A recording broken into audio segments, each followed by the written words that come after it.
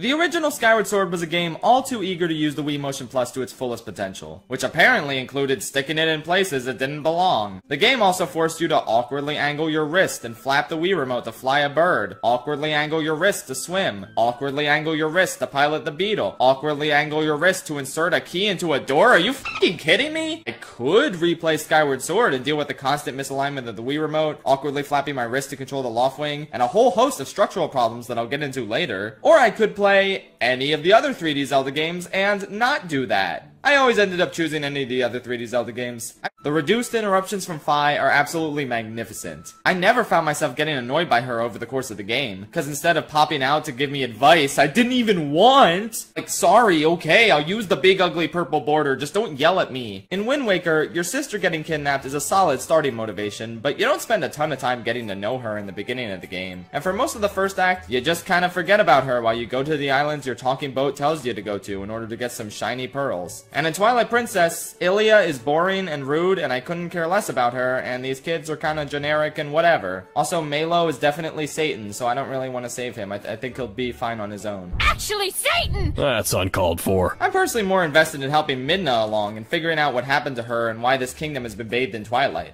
You can't argue with his sick dance moves, come on. This flying robot that simps for Fi is always super funny, especially when he acts like a little bitch and forces you to do an escort mission up the mountain, which doesn't even make sense because you should have landed towards the top of the mountain anyway. So that's funny. Thank you, game. You definitely didn't waste enough of my time already. Oh, sorry, I'm getting ahead of myself. Bruce single-handedly watered my crops, snatched my wig, ended world hunger, redistributed the billionaire's wealth, and revived the Owl House for an extended season 3. He is the reason I get up in the morning and the definitive proof that God exists. Checkmate, atheists. Every other major player in this game has some sort of counterpart in another game in the series, whether it be a literal other version of Link, Zelda, or Impa, or an extremely similar character like Yuga is to Girahim. Ha! She got your ass! Bruce during the first hour of the game is just such a marvelous asshole who you really want to take down. The fact that he's as fun and goofy as he is makes him much less of a nuisance and more of a worthy opponent. Your battle with him is legendary! Well, I mean, it's okay. It's just kind of a simple bird segment where you gotta get the thingy to win the game, and it's not hard. Link explains to Bruce what's going on. Off screen, of course, because showing Link talk in the Zelda game is punishable by death at Nintendo HQ.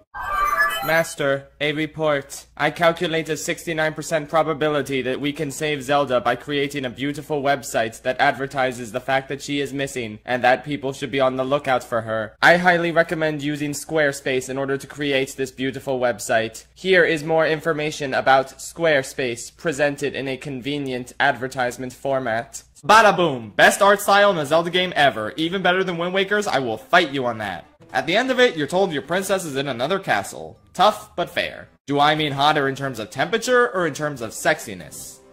Yes. Yes! Ocarina of Time, boom, you're an adult and Hyrule's destroyed. Now go play one of the most phenomenal dungeons in gaming history, the Forest Temple. I said what I said. Wind Waker, boom, it's old Hyrule time and you're finally rescuing your sister and learning some crazy shit about the plot. Twilight Princess, Xanth is like, boom, you looking for this, and messes you and Midna up, leading to a crazy spooky quest to heal Midna and get Link out of his wolf form. How is Skyward Sword gonna follow up all this crazy shit? Well, there's an awesome cutscene where Link holds Girahim back in order to let Zelda and Impa escape through a time portal. Wow! A real time portal? Yes, Putt-Putt, a real time portal. The gate is destroyed and Girahim pieces out, so Link returns to the old woman at the Seal Grounds to figure out what the heck he's gotta do next. This is where Groose shows up, again, another big plus, and we gotta fight the Imprisoned, which is apparently a cursed form that the ultimate evil demon lord was forced to take on. Why is his cursed form bigger and more threatening than his normal form? Who cares? He looks stupid! But the fight isn't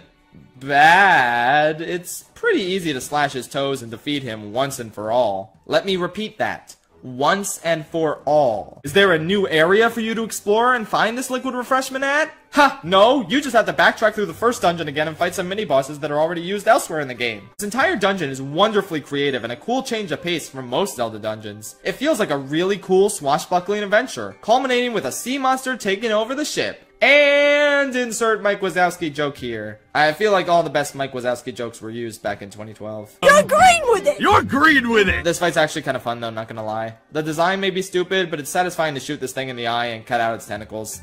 Oh! Oh wait, I'm sorry. He brings it to the bottom of the mountain in a scene that 10 years later I still can't make any sense of. It is less work for this robot to take the water to the place that is elevated. Why would he take it to the bottom of the mountain and then force us to do a stupid, pointless escort mission up the mountain that we have already climbed many times before? Oh no, he can't take the basin back to the sky and then land at the volcano. Oh, it's too heavy. Ooh woo. Tough shit. He works for us. In fact, he literally does all this because he simps for Fi. Couldn't she just send him feet pics? I don't know. That would probably motivate him to let us skip this escort mission. Come on, Fi. We don't have time for this. Zelda's life is on the line here. Just show the robot your feet. Why did I write this? Speaking of which, oh look, the imprisoned is back, but this time with arms. This fight is fine. It's fun to use the Grusinator at least, and fighting him isn't too frustrating. There, we beat him again, and we finally did it. We truly now have a link to the past. Yes, strike me down. Only your hatred can destroy me. And find the Oh, what's that? We can't go outside? You mean this gate of time that we just spent the past 3 dungeons powering up our sword in order to activate was nothing more than a glorified cutscene generator? We're not gonna expand the lore of this game and explore its world in the distant past? Oh, okay. That's cool, Skyward Sword. Very cool. I mean, I guess Wind Waker blue balled you in a similar way because of how non-explorable old Hyrule is, but at least we know that game ran into severe time crunch and looming deadlines during development, so of course they couldn't make an entirely new area. With that said, Elden Volcano. It's a pretty decent stealth mission where you're thrown in prison and all your items are gone and you have to slowly get them back. It's nice to get a break from Fi after all. Oh no! Why the fuck do we need to fight the imprisoned a 3rd time? What does that add to the game? We just fought him like an hour ago! You piece of shit!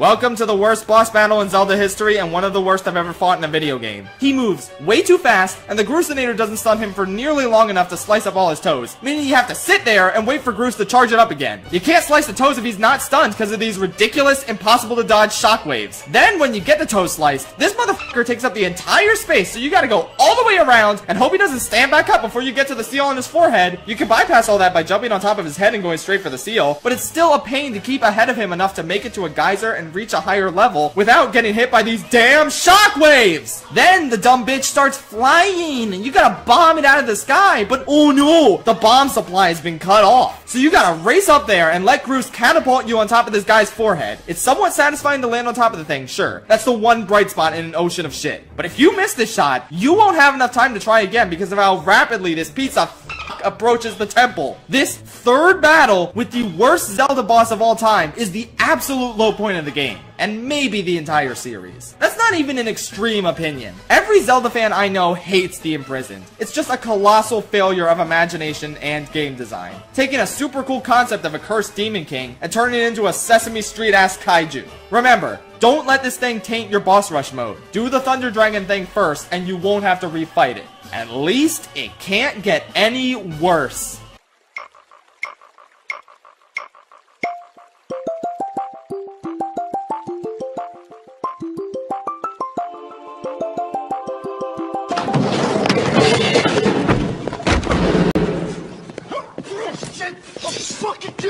So the water dragon flooded the entire forest to get rid of the monsters. She really just said, F the peaceful plant people who live here, huh? Cool. Very likable, very great ally, very cool. Thank you, game. And get this, even though we saved her fucking life earlier, she still isn't convinced that we're a good enough hero to hear the song part. What makes us a true hero in her eyes? Dicking around in the water and collecting tadpoles. Ma'am, there is a demon lord that came dangerously close to destroying the world 3 times now, and you want me to waste my time looking for music notes in this dingy-ass water? Get all the way fucked. The swimming controls aren't that great. On the Wii, they're terrible, and on the Switch, they're just boring. It takes so long to get all of them, and it's easily the biggest waste of time in the entire game. Again, why are we doing this? The Thunder Dragon gave you a song because you saved his life. The Fire Dragon just f***ing gave it to you, no questions asked. What is this bitch's problem? Is it because we broke her water basin that she didn't even need anymore? Who gives a shit? Oh, that's all well and good, but I can't go around giving away something that's precious to every hero who flounders around in my waters. What the f*** are you talking about? Are there other heroes in your life? Finally, the Demon King is dead and Zelda's free. It's a happily ever after.